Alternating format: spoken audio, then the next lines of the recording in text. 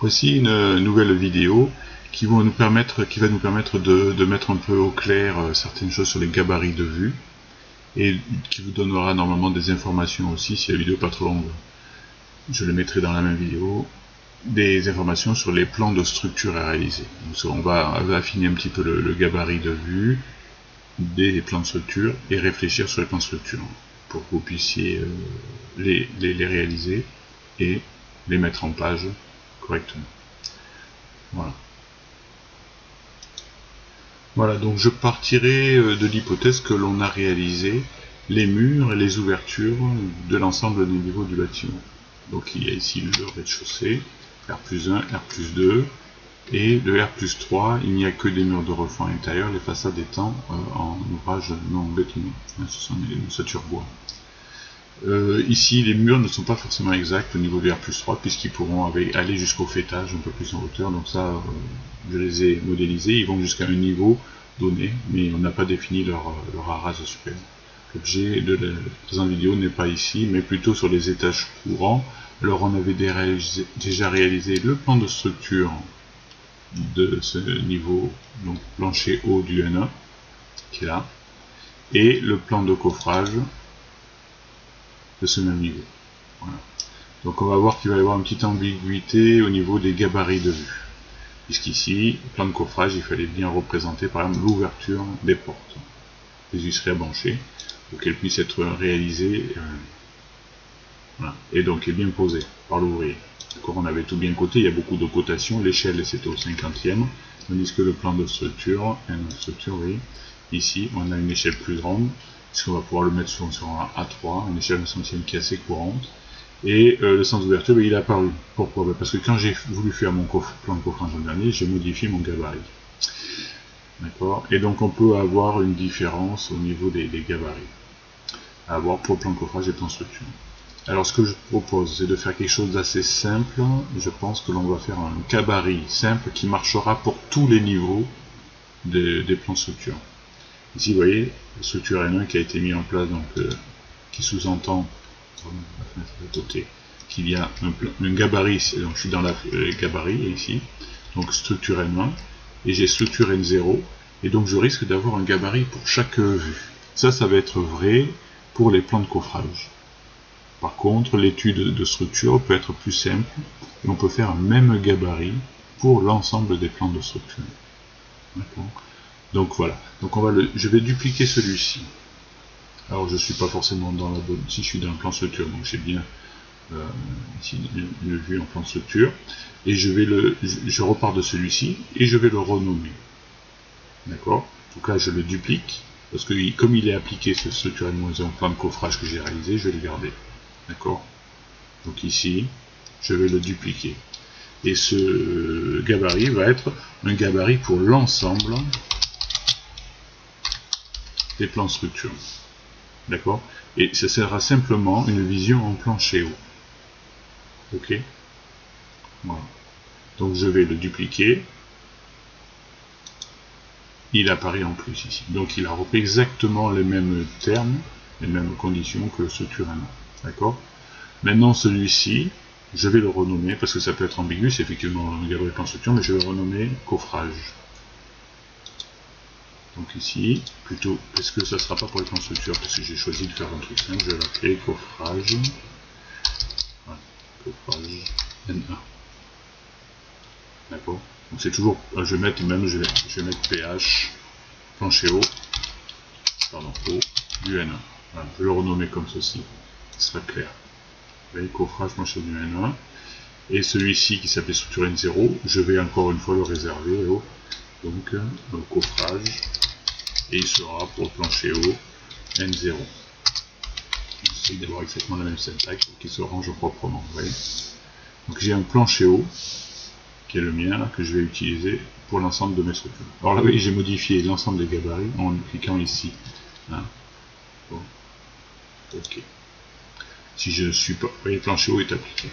Si je cherchais à avoir la fenêtre sans forcément cliquer sur la barre de propriété, c'est dans Vue, gabarit de vue, et là on peut gérer les gabarits de vue. On a exactement, alors là ils sont plus nombreux, puisqu'on a affiché tous les lignes, mais par exemple si je prends uniquement les plans de plafond, vous voyez, ils sont ici. Donc c'est les visions en plancher haut. Donc on a le même. Voilà. Donc pour les plans structure, on va utiliser plancher haut, ça suffira. Quels sont les paramètres importants à vérifier? D'accord. Ici, paramètres importants, c'est bon, plancher haut, ça sera du 50e assez souvent. Centième, pardon, au plan au centième. Donc je ne l'ai pas contrainte, c'est pour ça qu'ici, vous voyez, j'ai pu mettre un centième, alors que je mets dans le gabarit un cinquantième, parce que je n'ai pas verrouillé ça. Par contre, si j'en crée un nouveau, autant qu'il soit directement au centième, ça sera sûrement plus juste. Et après, on va voir quelque chose qui est important, on va rester avec une vision simplement plancher haut, avec des arêtes qui sont visibles et des arêtes qui sont cachées. Et donc du coup, ici, il faut bien que je les arêtes cachées.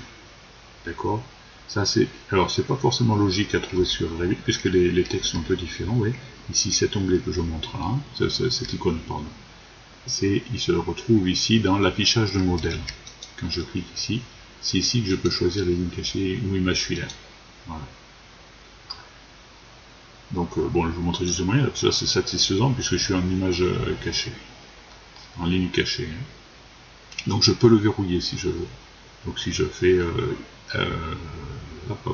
affichage de modèle, pardon, ouais, il est en ligne cachée, il est bien verrouillé. On verra sûrement que pour les plans de coffrage, il va falloir déverrouiller ça, parce que ça, si l'on veut vraiment avoir quelque chose de très professionnel et très proche de ce que les gens font en bureau d'études à destination des chantiers, il faudra avoir quelque chose qui j'appellerais un peu plus de bidouille, parce que c'est pas encore optimal. Par contre, au niveau de la vision plancher haut, elle est pas mal. Donc, voilà. Donc on a le gabarit. Par contre, ce gabarit là, on avait dit, ben, il ne faut pas que je vois les ouvertures de porte en plan de structure. Donc je vais pouvoir le modifier, et ça sera vrai sur tous les éléments. Alors ici, modèle au niveau des modèles d'emplacement, la catégorie de modèle, vous voyez ici. Donc ça, c'est dans les portes. Et ce sont les lignes cachées que je vais masquer. On l'avait peut-être déjà vu une fois. Voilà. Je ne sais pas pourquoi j'ai un trait.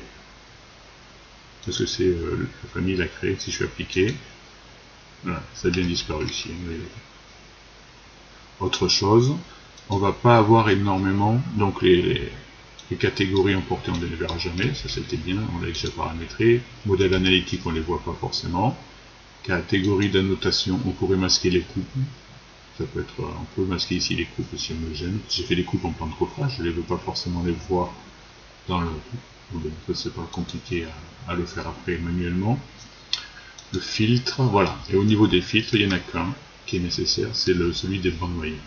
Parce que si j'ai une option vraiment de voir les choses, les arêtes visibles, les arêtes cachées, ce sont vraiment des lignes géométriques. Les seules qui n'apparaissent pas que je dois faire apparaître, c'est les bandes noyées, puisqu'elles sont noyées dans les cossins. Voilà.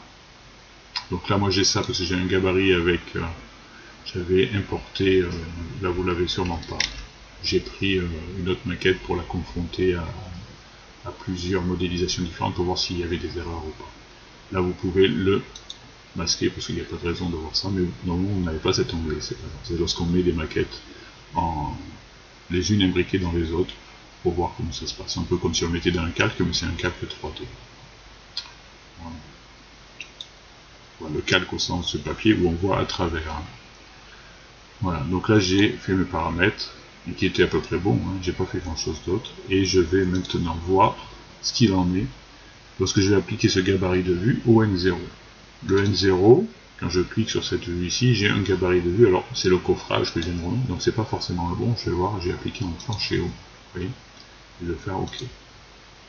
Ça change pas grand chose, et vous voyez qu'ici, les coupes que j'ai fait pour le coffrage apparaissent ici. Donc ça peut être utile de les enlever. Sur le plan de structure, j'ai pas besoin en général de voir les coupes, ça sera plus sur le plan de coffrage, donc au niveau des planchers hauts, des plans de structure. Annotation ici. Donc là moi je clique souvent dans les 5 premiers onglets au hasard, puisqu'on retrouve ici les 5 ou 6 onglets. Donc catégorie de notation, je peux masquer ici les coupes. D'accord. Okay. On aurait pu simplement peut-être le laisser déverrouiller. Donc là, si vous voulez, c'est encore en plan structure, il ressemble beaucoup au précédent, mais c'est pas bien le même, et on voit qu'il y a certaines choses qui apparaissent. Donc j'ai toujours les murs gris, ici vous voyez j'ai toujours des décalages de fenêtres, ici j'ai une fenêtre que je viens de sélectionner, elle est au N1 en fait, niveau 1. Alors que moi je suis ici maintenant planché du N0, et donc celle-ci c'est bien la fenêtre du N0N. Donc on voit qu'il y a des décalages de fenêtres. Donc là, il faut faire attention, il faut être vigilant quand on modélise, ça peut copier-coller puisqu'il y a des différences. Et moi j'ai modélisé l'ensemble, les balcons étaient à peu près similaires. Par contre ici, vous voyez, hop, j'ai quoi? Des traits interrompus, c'est quelque chose qui est caché derrière la dalle. C'est un mur du N1, c'est ce qu'on appelle un impact. Il va impacter la dalle, il va être au-dessus, donc il va falloir... Ici c'est pareil, on a un mur, je vérifie, je clique dessus, regardez qu'il est bien au N1, qui va jusqu'au N2, c'est normal, hein, par rapport à celui-ci, vous voyez. Celui-ci, il est du N0 brut jusqu'au N1, ou du N0, peu importe, on peut l'avoir mis au niveau 0. C'est moi qui l'ai mis par rapport au sous-sol, vous verrez que ça sera peut-être plus utile, mais on verra ça plus tard. Pour l'instant, on a bien celui-ci qui est au N0, et celui qui est au N1. D'accord? Donc ça c'est un impact, il va falloir les reprendre. Vous voyez ici par exemple, là j'ai, en fait c'est l'entrée, avec un sas d'entrée ici, et donc ici au-dessus j'ai un mur, au N1, qui est passe dessus. Voilà. Et ce que là-dessous, j'ai le mur du N0. Ici, vous voyez, le mur il est décalé. Donc les traits interrompus, c'est vraiment les impacts qui sont dessus. Et on les voit essentiellement parce qu'ils sont décalés. Parce qu'ici, si je prends ce mur-là, là c'est un mur, oui. Si je clique sur le premier, c'est N1. Si je fais tabulation, là j'ai cliqué sur la dalle. Voilà. Et là j'ai N1 aussi. Donc j'ai cliqué sur le N0, ou N0 brut, c'est pareil. Et là ici, 1, 2, 3. Je me retrouve avec le mur du dessus. Donc on s'en doute pas, on le voit pas, parce qu'il est masqué par celui qui est au-dessous. Hein. Un trait interrompu sur un trait continu, on ne le verra jamais. Par contre, dès qu'on a des traits qui se décalent et qui dénudent, donc on voit bien l'impact. Ici, ce n'est pas un mur, je vous rappelle, c'est ce qu'on avait fait, un petit décaissé de dalle pour notre cunette. D'accord? Voilà. Donc, nous allons maintenant... Alors, une fois que la visibilité est bonne, qu'on n'a pas fait d'erreur a priori... Ah oui, un petit détail ici, j'ai rajouté le poteau. Parce qu'au bout d'un moment, les poteaux des cages d'escalier, on va avoir besoin de les dessiner parce qu'ils vont avoir un impact sur l'étage inférieur. Donc on le verra comment on étudiera le plancher haut du N-1. Là je suis au plancher haut du N0. D'accord? Donc je le dessine au N0, mais il va devenir un problème parce que je serai en dessous puisqu'il faudra bien reprendre les charges. Voilà, donc nous allons maintenant réfléchir à ces éléments. Donc ici, je vais regarder. Je vois que j'ai un mur, il faut qu'il tienne. Comment pourrait-il tenir? Eh bien, le plus simple, c'est de mettre une poutre voile. La condition est... Alors, je vais peut-être rappeler ce qu'était poutre voile, je vais ressortir mon cours. Alors, je ressors une fiche que vous avez peut-être eue. Ceux qui ne l'ont pas pourront me le demander, je pourrais les envoyer en PDF. Donc, a priori, la plupart d'entre vous l'ont. Ici, donc, plusieurs types de poutres. Et les poutres classiques que l'on appelle, qui ont une retombée, en sous-phase de dalle, les poutres retroussées ou avec réhausse qui sont en partie supérieure, c'est-à-dire qu'en fait la poutre est au-dessus, en fait, elle a une hauteur. On a les bandes noyées, donc bandes ou poutres noyées, qui sont dans l'épaisseur de la dalle que l'on représente ici avec un trait particulier pour l'identifier, qui n'est valable que lorsque la portée est moins de 3,50 m. La largeur elle est un peu plus grande, elle peut se dimensionner par rapport à cette formule, puisqu'on a beaucoup d'acier à mettre, puisque la bande noyée étant très peu haute, la performance mécanique est très faible, donc il faudra mettre de gros aciers, c'est là où on aura les plus grosses barres parfois. Et donc pour placer toutes ces barres, et pas les unes au-dessus des autres, mais les unes à côté des autres, on va élargir cette bande noyée, que l'on fait plus large que les poutres, donc c'est-à-dire que le dessin qui est ici est un peu faux, il faut que je corrige un peu. Ici donc la largeur c'est L sur 10, la portée sur 10, plus 10 cm environ. Donc attention à l'unité, on peut le voir. Donc ça c'est une poutre qui est intéressante puisqu'il n'y a pas de coffrage ni de retombée, ni après coup pour la poutre retroussée. Donc dès qu'on peut faire la bande noyée, il ne faut pas qu'elle soit trop grande portée, une portée trop grande, donc on peut la faire. Par contre on n'apporte pas de mur. Nous si on a un mur au-dessus, la première idée qu'on doit avoir c'est de faire ce qu'on appelle une poutre voile. C'est-à-dire qu'une poutre, l'élément résistant est en bleu, et il va porter d'un appui sur l'autre, donc soit un mur entre deux murs, soit entre deux poteaux, et la seule condition pour que ça fonctionne, c'est qu'il n'y ait pas de porte. Si par hasard il y avait une fenêtre, on pourrait réaliser une poutre à l'aile, c'est une poutre retroussée avec une hauteur d'1 m. Voilà. Donc les poutres à privilégier sont 1. Les bandes noyées, dès l'instant elles ne sont pas très grandes et qu'elles ne portent pas d'impact au-dessus. soit des poutres voiles. Et dans l'autre obligation, on va passer avec, si on ne peut pas mettre l'une de l'autre, on va avoir une poutre avec retombée ou une poutre retroussée. D'accord? Poutre retroussée, bien sûr, on ne pourra pas la mettre. Si au-dessus il y a un salon, on ne pourra pas lever la jambe pour passer du salon à la cuisine. Donc c'est assez limité, ça se voit surtout en toiture des fois, ou entre les murs de refend, les murs de façade qui séparent un balcon, où là il faut lever la jambe des fois pour sortir sur le balcon. Sinon la poutre retombée qui est un peu plus chère, puisqu'il faudra coffrer, réaliser la retombée, puis couler la dalle dessus. Donc je vous l'ai dit, privilégions la poutre voile. Je remets vite, je remets ma loupe. Voilà, donc nous sommes ici. Et nous devons poser la question, est-ce qu'on peut faire une poutre voile? Vous voyez ici, donc elle va prendre appui ici et ici. C'est une poutre, on dit aussi voile fléchie. Voile fléchie. Je la sélectionne, je vais voir au N1, puisque c'est un mur du N1, vers le plan archi du N1 pour voir ce qu'il en est, et vous remarquez qu'il n'y a pas de porte. Ça sépare deux logements différents, je crois bien. Et donc du coup, on pourra mettre une poutre voile dans mon plan de structure du N0. Là, on va l'indiquer pour que le fonctionnement mécanique soit bon. Donc on va mettre une étiquette. Donc je vais rechercher. Je vais aller hop, dans les familles. Je vais faire rechercher étiquette. Voilà, donc là j'ai les étiquettes qui arrivent ici. L'étiquette, donc c'est un mur, c'est une étiquette de mur. Voilà. Donc je peux mettre le commentaire seul ou l'identifiant seul. Donc 3 minutes, je vais le poser. Et le voici. Moi j'enlève toujours les repères. Je trouve ça très utile. Et le voilà. Je peux le mettre un peu à côté. Et donc ici, c'est une étiquette que j'ai appelée comment? Identifiant. Et elle est seule, elle me donne que l'identifiant. Il suffit du coup, je mette dans l'identifiant de ce mur, PV, pour poutre voile. Ça va apparaître. D'accord? Donc là, au niveau de la conception, on voit bien qu'on a. Donc j'écris plutôt dans le sens. On voit dans le sens du mur. J'écris sur le trait du mur. Et donc on voit bien dans la conception que c'est une poutre voile qui s'appuie entre ces deux murs, donc ça tiendra. Donc attention, si ce mur est une poutre, c'est que c'est une poutre qui porte la dalle. Ici, la zone de dalle porte sur les 3 murs grisés, d'accord, mais aussi sur cette poutre voile. Donc quand je vais faire annoter, je mets le symbole ici, il faut que je sélectionne sur la dalle, voilà. Et le sens de portée va être dans ce sens-là. Puisque, alors là, il faudrait vérifier les cotes, d'accord, si on mesure la distance entre de là. Voilà, donc là on a une distance, c'est écrit pile sur le mètre 62, et puis là on est à 3,60, 3,50. Donc on est bien, le rapport des portées est bien plus petit que 0,5. Donc on a une dalle qui porte dans deux directions, et donc on s'appuie sur une mur. Tandis qu'ici, il y a plutôt une dalle carrée, d'accord, que l'on va avoir, donc dans deux directions, elle va travailler dans deux directions, et chaque fois je vais sur le bord pour sélectionner la dalle qui est ici.